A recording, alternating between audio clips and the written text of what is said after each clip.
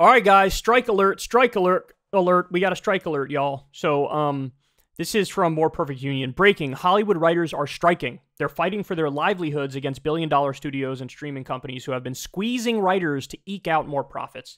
Writers didn't shut down Hollywood, the studios did. So, I know a little bit about this strike to this point, but I have not watched this video yet. I wanted to watch it first with you guys so you can get my in-the-moment reaction. So we're going to learn now why the writers are striking, what the beef is, and hopefully how we can get some sort of a solution. Let's listen.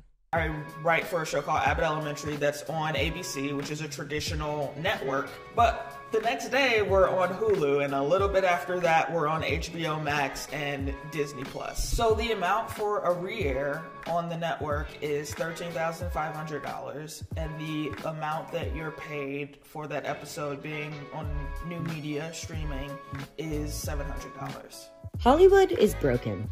And no, it's not because Chris Pratt was cast as Mario or that Emperor Palpatine somehow came back from the dead in the last Star Wars movie, although those are both admittedly bad. Somehow Palpatine returned.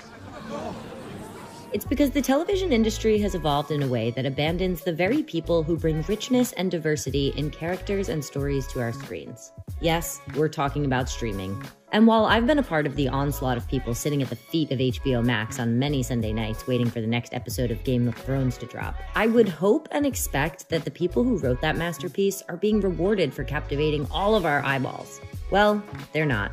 Not like they used to be anyway. The economic pillars that our industry have been built upon have, in the last decade, been turned on their head. Television writers are being paid less money for these complex, multifaceted, unique narratives that bring companies like Warner Bros., Disney, and Netflix billions upon billions of dollars every year. And now, writers are understandably at their limits. And soon, that could affect you. We interrupt our program to bring you this important message. Right now, Hollywood writers are in a heated contract dispute with the 9 largest production studios. At the center of that fight is something called residuals, one of the most important ways that writers get paid. Residuals are payments that are made every quarter by the companies to the writers for the content that they create.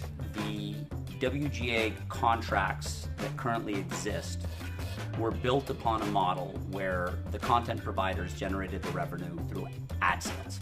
So if I write an episode of television that re-airs over and over and over again, every time that episode re-airs, the content provider generates revenue, and a little piece of that revenue gets shared with everyone that contributed to the creation of it. Now, their revenue is made almost exclusively through monthly or annual subscriptions. So there is no re-airing. People can watch what they want when they want, which means that we're not getting the same residuals that we once would have. So that's really interesting. Basically what they're saying is Netflix and Hulu and all these streaming services came along and totally changed the game. The way it used to work with TV is when they re-air, you know, you still get the ads going on the re-airs of various shows, and they would get a piece of that, and that would bring in decent money. But now they just get paid much less because everything is streaming. Whoo, man, that seems like a huge issue at the heart of the disagreement here. Now, I don't know if they're going to go on to discuss this, but I also know that AI is an issue where they want assurances that they will not use AI to do the writing for any of these shows. I know that pay is still an issue because apparently back in the day you had about 33% of writers make whatever the minimum is for the union, but now it's, I think, 50%, so that number has gone up. And I know that a lot of the late night hosts are standing in solidarity with the writers. And that's, I mean, look, that's a good thing, right? That's a very good thing. So let's see what else is going on. I'm accustomed to, as a broadcast writer, as a residual, like $20,000 for an episode of TV. In streaming, I just got a check for the same project for $23. That is a big pay cut. That is a very, very big pay cut. Happening a lot is that at a certain point, after a certain couple of years, a streamer has to continue paying residuals, and instead of doing that, they much rather just pull the product from their app. And so that's what we're seeing a lot of. Content that we create 5 years from now, completely gone, and we are not getting any residual compensation out of it. So if you have a favorite show that you loved, that you can't find anywhere anymore. It's because those content providers don't want to pay the creators of the show for the right to air. Remember when HBO Max removed its very own Emmy Award-winning hit Westworld from its streaming library? Hate to break it to you, that was over residuals.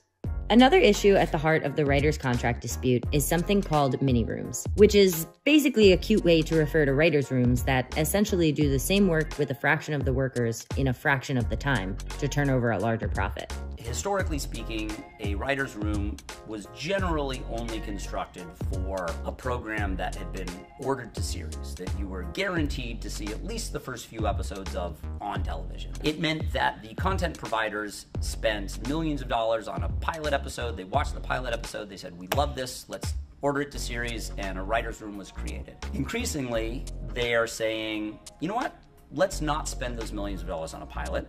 Let's spend significantly less money on a number of mini rooms where we will hire a smaller number of writers per project, and we will order 2 or 3 or 4, however many scripts without actually shooting any of it. And then we can look and read those scripts and decide whether or not this is a season of television we want to invest tens or hundreds of millions of dollars in. And what writers were seeing a lot of were the streamers were only going to pay weekly compensation to all writers regardless of level. So again, they're just squeezing them. They're just squeezing them. That's all this is. And this seems to be the trend, man, right? It's like a race to the bottom in every single industry. And it's, look, in the long run, maybe in the short run too, this definitely affects quality as well. I think the quality will be worse. You could be a co-executive producer with 10 years of experience who might have sold some development, so you have a proven track record. You could be making the same as a staff writer who this is their very first job right out the gate. We should be able to say, hey, I'm making more money now than I was making 10 years ago, because that's how careers work in every industry. You don't work the same job for 10 years and make less money than you did when you first started doing it, and that's what's happening to us. It's fine if they want to hire us weekly on shows that have not been ordered to series yet, that they're just collecting scripts for. But we need to be compensated in the same way that we were compensated when we were writing shows that they were putting on the air. It's the same time and creative energy being put into those scripts. The fact that these content providers might be choosing not to make them doesn't mean that we're working less hard on them and that we should be paid less for the creation of them. At the end of the day, this all comes down to greed. In 2000, the combined entertainment operating profits of the production studios was $5 billion. In 2000, the operating profits of the studios was how many? 2, 5? What was it? $5 billion. Combined entertainment operating profits of the production studios was $5 billion. That's a lot of profits in 2000. Entertainment operating profits of the production studios was $5 billion. By 2019, with the advent of streaming and the addition of companies like Netflix in the mix, they were up to $30 billion. What? So the studio profits are $30 billion when it was $5 billion in 2000, and the argument that they're making is like, bro, we're pinching our pennies because we're struggling here. That's why we're paying the writers less. Jesus Christ, apparently that's just totally bogus. Totally not true. Those are astonishing numbers, man. They went from $5 billion in profit to $30 billion, and they're like, we got to pay the writers less, bro. Every time you listen to a story about, like, workers fighting back against management, it's always like, when you get to the actual numbers, when you get to the data, it's like, oh yeah, the workers are just getting totally screwed. They're getting hosed. In this case, the writers are just getting obliterated for no damn reason. Wow, man. Streaming has boosted corporate profits, but writers are actually earning less now. It is absolutely undeniable that the streaming platforms are generating mountains of money through their subscription base. What they're choosing to do with that money is an entirely different question. There's this misconception outside of... I'd be curious if some of that money is not going towards, because I know Netflix does a lot of things in-house, right? So they take a lot of that money and they're like, we are going to fund this new giant show, which is going to cost a tremendous amount of money, and then it gets dumped in that area. I wonder if that's part of it. But they did say profits.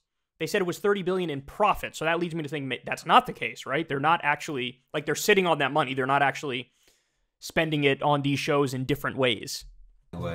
That writers are bougie, six-figure people who live in palaces in Beverly Hills, and why are they complaining about what more compensation? And that's couldn't be far from the truth. The fight that the writers in this industry are battling is probably not very different from the fight that they or friends or relatives have been facing with the consolidation of power and money. There are fewer and fewer corporations holding more and more of the purse strings and protecting the coffers and the coins more and more greedily. And that's certainly not unique to our industry. We are making less money now than we were making 10 years ago, and the industry is shifting to prioritize streaming, and none of our pay structure or the amount of money that we're paid reflects those changes. They are treating everything like TV operates the same as it did 10 years ago, and I think everyone, even viewers, know that's just not true. The industry needs to catch up. If push comes to shove, a strike is incredibly important to show these companies that we mean business and that we won't stand for them trying to take our livelihoods in Hollywood. All right, there you go, man. There you go. I mean, there's a lot of good points made in there. Solidarity with these workers. I mean, the good news is this. They're unionized. So with them being unionized, they actually have the ability to fight back against corporate greed. Whereas, you know, in many industries, they are not unionized and they're sort of subject to the whims of management and ownership, and they could just say, hey, get rid of all of them. And it's like, okay, what's going to happen? So in this instance, will there be scabs? I don't know. I hope not. Are they going to lean on AI? I don't know. I hope not. But I'm certainly convinced that they need a better deal, and solidarity with the strikers. Hopefully they get some sort of a deal that accommodates everybody fairly, and hopefully there's negotiation in good faith that happens. Hey, y'all, do me a favor and like and subscribe. It helps out big time in the algorithm. Click the bell as well for notifications when videos drop, and watch that video on screen right now. You know you want to.